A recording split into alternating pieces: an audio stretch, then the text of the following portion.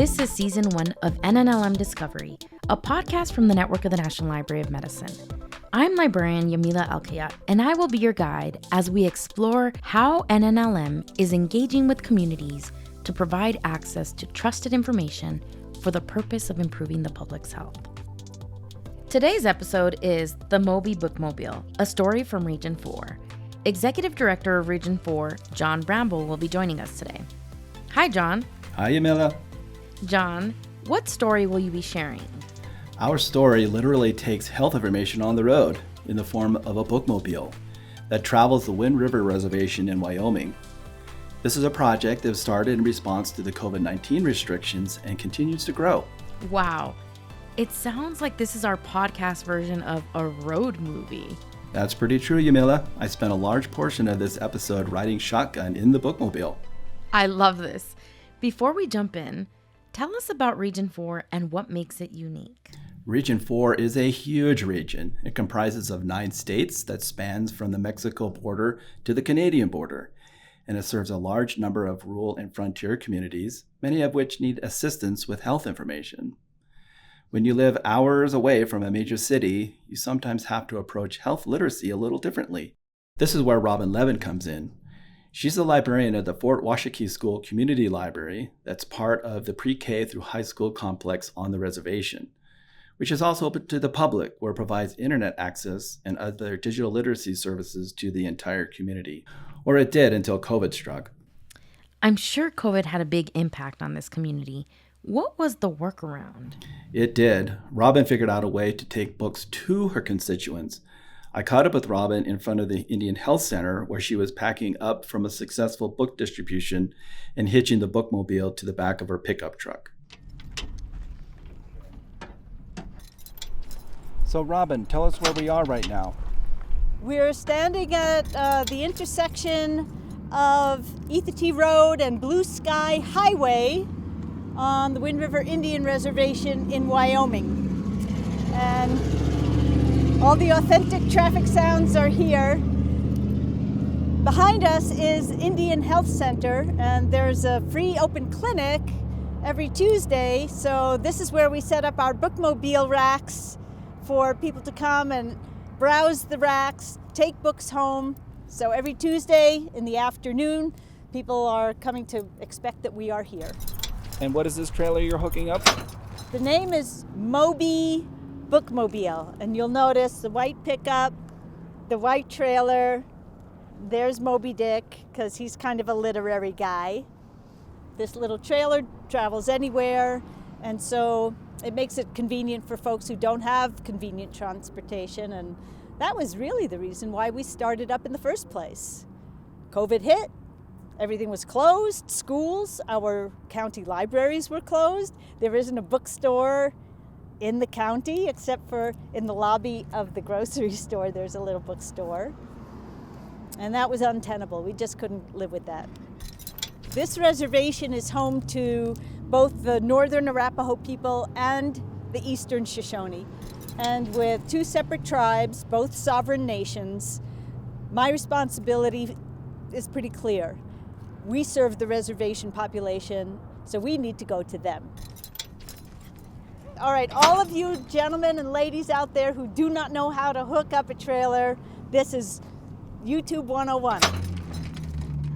I will talk about my pickup. It is a manual transmission, roll down windows, no air conditioning. And I had to wait 6 weeks before they could find it in the year 2004 when I bought it, because I like to do my own work on the pickup. How many librarians do you know who wear cowboy boots and know how to hook up a trailer hitch? In Wyoming, all of us. We can add Utah and Colorado too. When we talk about the network being the NLM's boots on the ground, I think Robin's story takes this to a whole nother level. Yes, cowboy boots and all, Yamila. For our listeners who live in large cities, it might be difficult to understand the importance of a library in a small community. I asked Robin to tell us about the role the library plays on the reservation. Back in 2003, one of our board members, who has since deceased, sadly, Richard Ferris, said, our Indian high school kids do not have access to the internet. 2003, so we're going back in time. With his wisdom and leadership, the school district built this magnificent library and technology center for the public and for the school.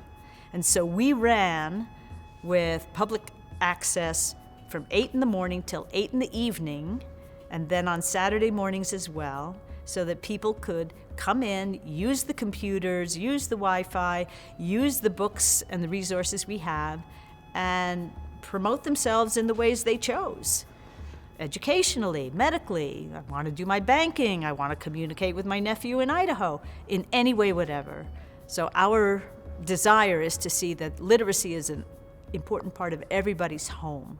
And I think that brings us to the question of, why are we part of this NNLM grant cycle when we're a library? We're not a medical facility, but we hope to bridge that gap. And what happened to the library when COVID hit? COVID was like it crunched us down because the school closed and all of the students were virtual. Even the staff was not permitted to be on campus in the first months of beginning March of 2020. I'm a librarian, I'm not a homebody, and I thought, oh gosh, this is terrible. We've got to find something. So in conjunction with the state library, there were funds made available so that we could develop a plan to address the COVID restrictions. Hotspots and devices and e-readers and cool technology, give it to the community, was not going to work because so many of our people just don't have access to the internet or transportation to that cool hotspot where you could access the internet. So I suggested to the committee, how about if we just use a good old-fashioned idea like a bookmobile and stock it with books that we can give away. And maybe we can get some money to buy new books and books that are requested by the community. And that was basically how we started. Yamila, you know the network's mission, right? Of course. NNLM's mission is improving the public's access to information to enable them to make informed decisions about their health. Right. The Bookmobile was a great opportunity to make health-related books available directly to the people who could really benefit from them. My Region 4 colleague, David Brown, worked closely with Robin to expand on the initial Bookmobile program that was funded by the Wyoming State Library. David took us under his wing and said, okay, you look like you're going to qualify. We have these funds. You'll apply. We'll help you with your application. Don't be intimidated. And let's see if we can get some health-related books out into your community. Robin applied for an engagement and outreach grant, and their submission was awarded. The grant was able to fund the Moby Bookmobile to purchase new health-related books that are culturally appropriate for the populations she serves. Here's Robin talking about what type of books were purchased from the grant. We selected titles that would address physical health, nutritional health, lifestyle choices like exercise and enough sleep and, caring for the people who are ill in your family. But also we wanted to make sure we had books that addressed emotional and mental health so that our readers would be able to say, oh, the protagonist, the hero in this story is Native. I have never read a book like this, or I don't see very many. And so we started to focus on a lot of books that dealt with Native themes in the health, in the spiritual world, and in the fiction and general interest books. I had a chance to talk to Beverly Lee Hill from the Eastern Shoshone tribe. She works with Robin at the library, and she's the executive director of the Bookmobile. I asked her about the community response for the new content purchased from the NNLM grant. Right off the bat, they would ask, do you guys have any Native books? And they were the first ones to go all the time. And it was crazy because we tried to keep up with the people, what they asked for, and it just got bigger and bigger and bigger. I'm happy to say that the NNLM was able to help meet the increased demand. We worked with Robin on a second round of funding, which allowed her to expand the program to the Arapaho side of the reservation. Here's Robin talking about the Bookmobile schedule. We visit the Indian Health Service Clinic in Ethity every Tuesday afternoon. And our main function is at the Fort Washakie post office. They have a nice lobby, and everybody gets mail at the post office. There's no street delivery, so you've got an automatic flow of traffic in and out of the lobby. And coincidentally, the Shoshone tribal offices share that lobby. So now we have that traffic as well. You just have to be where the people are going anyway. Which brings us back to the parking lot of the Indian Health Center and the bookmobile hitched to the back of Robin's pickup. To really understand the significance of Robin's work, you need to understand the community where she lives. So I hopped into her pickup truck and she took me on a drive around the reservation and gave me some perspective on life here. All right, I have to put on my seatbelt. Okay. I know that. All right.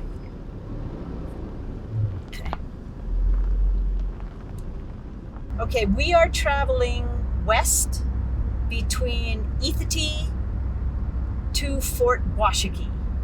And we're going to cross over the imaginary boundary between Arapaho land and Shoshone land. The Arapaho tribe came on this reservation quite late in the 1860s, and the Shoshone had been here for millennia. In fact, originally this reservation was called the Shoshone Indian Reservation. The two tribes are of distinctly different origins. The Shoshone people come out of the Uto-Aztecan language community, so they're Aztecs originally. And through the many thousands of years of migration up into the New Southwest, through Utah, Nevada, and up into Idaho, Wyoming, and all of that territory, the Great Basin, is Shoshone territory. Those tribes have common language. The Arapaho originated on the East Coast. They have an Algonquin language base. They're really different, and they have different politics, different governments, different financial base, and they share the one reservation. Makes for some pretty tricky times when they have to cooperate and share natural resources, for example. You know, you've heard the phrase living between two worlds. And when you work on the reservation and you respect your community, you really have to keep that in mind. So, Tell me more about that. the living in two worlds? Yeah. All right, well, native lands were stolen, traded, treaties, you know, all kinds of things that the government made arrangements for, but the tribal people didn't necessarily have the same kind of infrastructure that allowed for those contracts to make any sense. Land ownership is one good example. This is Mother Earth. You don't own your mother. You respect her. You take her generosity and you praise her. And you don't own her. So the treaties and the Dawes Act, the Indian Relocation Acts, and the other federal policies just didn't hit a consonant note in Indian country because it's just not conceptually the same. And even still, well-meaning people don't recognize the bias that they harbor in their hearts. And I'll put myself in that category. I've been fortunate to be here for so many years, and I feel that a lot of people accept me as a member of the community, but I'm a guest here. When I first came here, I was assigned to be the librarian, and I was green as the springtime grass. I knew nothing. And the woman with whom I was working is a full-blood Shoshone native speaker named Audrey Ward. And when we met, we liked each other, all right. And she said, "Do you mind if I give you a little advice?" I said, "Oh, please." She said, "Shut up. Just shut up and listen for maybe 2 years. And if you do that, you'll hear who we are. And you'll be able to fit in. So, without trying to sound like a wise guy, my advice would be to people who want to make this confluence harmonious, I would say the same thing. Shut up and stop telling people what to do and listen. Because, I mean, honestly, if the local tribe was able to survive for, let's say, modestly 20,000 years, chances are pretty good that they figured out their nutrition and their needs and their ways of interacting with other tribal people and getting along with the ecological realities of their world. Yeah, chances are pretty good that they had it together. Do we have a lot of substance abuse issues and health issues that are devastating? We do. Diabetes is horrific. Substance abuse, family and spousal abuse are epidemic. Now you have to figure, why is that? Native people are a conquered people, expected to live with the language and morality and spirituality imposed on them from the dominant culture. That creates anxiety and depression, and you feel like a misfit in your own home sometimes. Right now we see a resurgence in trying to get back to some of those tribal ways of knowing, and that's a beautiful thing. We need a whole lot more of that. So, and we're going to take a little turn here, and we are going to turn on the road to Sacajawea Cemetery. Right. You'll see these bed frames around some of the graves, so that our loved ones who are in the next world are sleeping comfortably. Right now, okay, I can't see. Okay, so here's Sacajawea. Do we want to stop?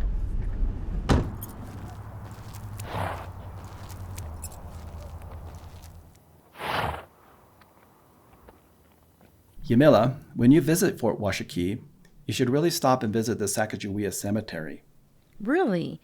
What was it like? I felt a strong sense of reverence. I saw several horses wandering through the graves, seemingly keeping watch. As we stood in front of Sacagawea's statue, the blue sky stretched on forever. But this story wouldn't be complete without talking about Chief Washakie himself, who led a legacy that inspires the entire community here, but particularly the mission of the library that bears his name. Chief Washakie was a visionary and powerfully important leader. He was unlike many other Native chiefs because he understood that there was a new wave of people coming here, European derivatives, and there was nothing he could do to stop it. And so it was his decision to gather his warriors and gather his families together and say, we're going to cooperate with this new reality and it will benefit us.